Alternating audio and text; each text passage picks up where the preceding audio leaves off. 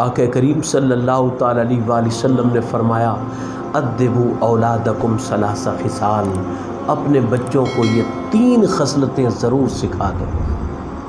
یہاں پہ حضور صلی اللہ تعالی علیہ وآلہ وسلم نے ادبوا کے کلمات استعمال فرمائے ہیں، علموا کے کلمات استعمال نہیں فرمائے۔ یہاں یہ راز مخفی ہو سکتا ہے کہ انہیں یہ 3 سبق بطور ادب پڑھائے جائیں، نہ کہ بطور تعلیم، کیونکہ ادب پہلا کرینہ ہے محبت کے کرینوں سے۔ اور مولانا روم رحمۃ اللہ تعالی علیہ فرماتے ہیں از خدا خواہیم توفیق ادب، بے ادب محروم ماند از لطف رب، کہ ہم تو اللہ کی بارگاہ سے دولت ادب کے طالب ہیں، توفیق ادب کے خواستگار ہیں، کیونکہ جو بے ادب ہوتا ہے وہ اللہ کے فضل و کرم سے دور ہو جاتا ہے۔ جو ہی کسی کو ادب کی دولت ملتی جاتی ہے وہ رب کائنات کے فضل و کرم کے قریب ہوتا جاتا ہے، اللہ کا فضل و کرم اس کے قریب ہوتے جاتے ہیں۔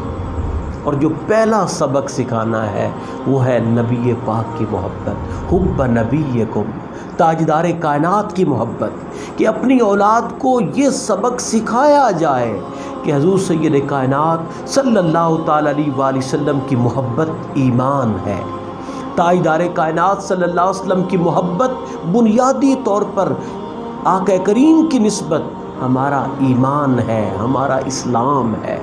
اور جب تک دنیا کے ہر رشتے سے بڑھ کر تاجدار کائنات سے پیار نہ کیا جائے تب تک تو ایمان بھی کامل نہیں ہوتا۔ اقبال نے کہا تھا مغز قرآن جان ایمان روح دین ہست حب رحمت للعالمین۔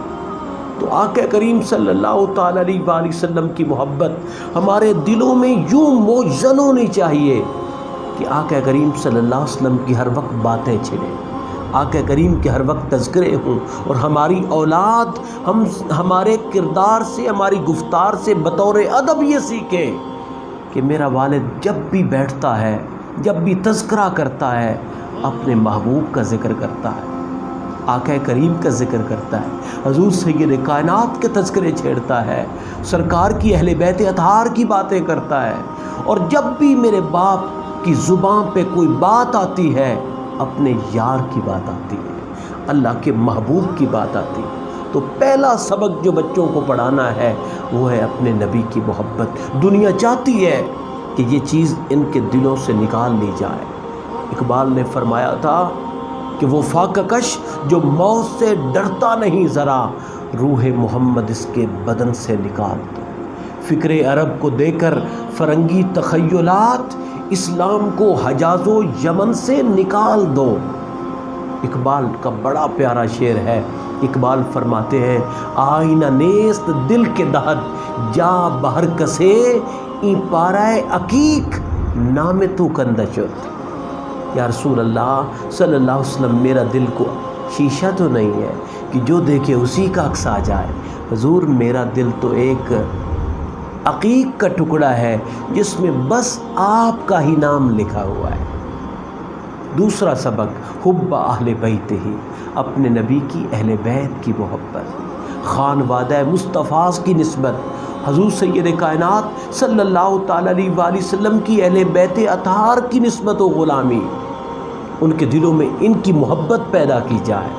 حضور سید کائنات صلی اللہ تعالی علیہ وآلہ وسلم کی محبت کے ساتھ متصل اگلا سبق اہل بیت اطہار کی محبت، مخدومہ کائنات سے کا احترام، مولا علی کی محبت، حسنین کریمین کی محبت، ازواج مطہرات کی محبت ان کے دلوں میں پیدا کی جائے، ان کے دلوں میں جاگزیں کی جائے۔ اور تیسرا سبق وقراءۃ القرآن، ان کو قرآن کی تعلیم دی جائے۔